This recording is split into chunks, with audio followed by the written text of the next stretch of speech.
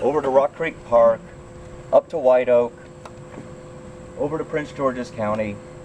Except for very few exceptions, African Americans were unable to buy property, they were unable to rent property. The only way African Americans could live in any of those subdivided lots was if they were a domestic servant of the property owner. Littonsville, the original Littonsville plat belonging to Samuel Litton and his heirs, and the Perkins and Burroughs properties were exceptions to that rule. So as Silver Spring was developing, subdividers like E. Brooke Lee, Frank Hewitt, the Sissels, bought substantial numbers of former farmlands, subdivided them, and then sold them to people. And they sold them to all white people. The first evidence of racial restrictive covenants appearing in Silver Spring occurs in 1904. A man named Robert Holt Easley, who was an attorney and land speculator from Halifax, Virginia, bought about 67 acres in and around downtown Silver Spring near the old railroad station.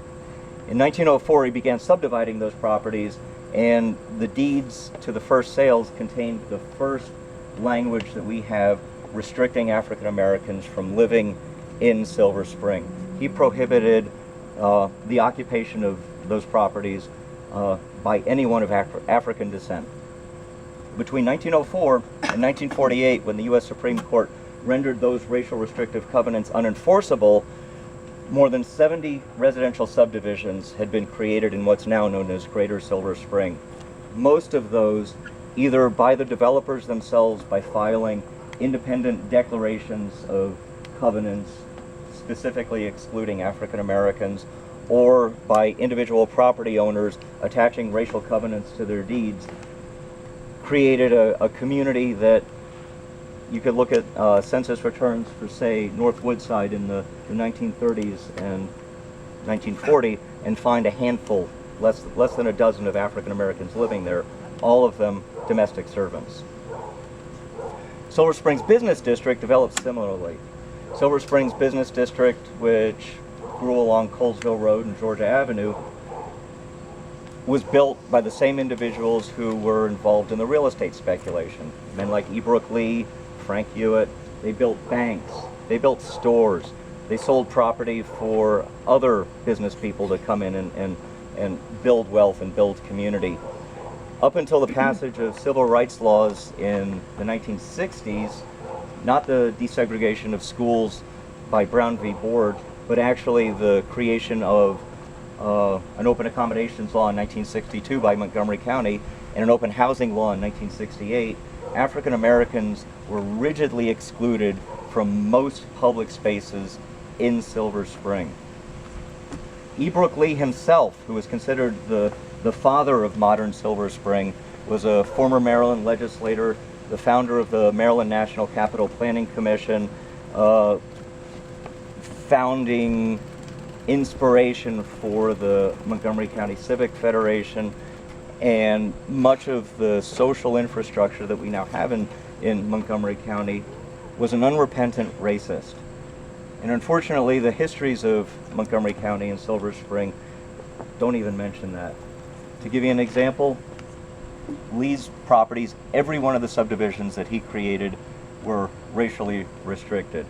Given the opportunity to adapt to the times as Brown v. Board was decided and as racial barriers started coming down voluntarily and later by law, E. Brooke Lee stuck to his guns. Even as late as 1967, laws that we now call civil rights laws, laws like the Civil Rights Act, the Fair Housing Law, he was describing them as anti-white laws. He wrote articles for local newspapers that described these proposed laws that were under consideration as dire threats to white suburbs. These were the suburbs that he and his family invested in, created, and built up into the community that we now love. One of the reasons that I guess we're standing here today is this bridge is going to disappear. Historians over the past 15, 20 years have studied these communities intensively. They've looked at legal records, they've talked to residents, they've looked at records in historical societies, and with all of that, it wasn't until last year that folks all of a sudden discovered this bridge has a history beyond just being a bunch of old metal and wood attached to the railroad. The people in the Littonsville community had deep emotional attachment to this bridge. This bridge was their lifeline to the rest of the world. This bridge, if you look at it in a historical context, that was the other side of the tracks. This bridge not only is an artifact of white supremacist racial segregation, and I know that word upsets a lot of folks, but it's just a fact of life. You don't exclude people because you love them. You don't exclude people because you have mixed feelings about them. You exclude them because you don't want them near you.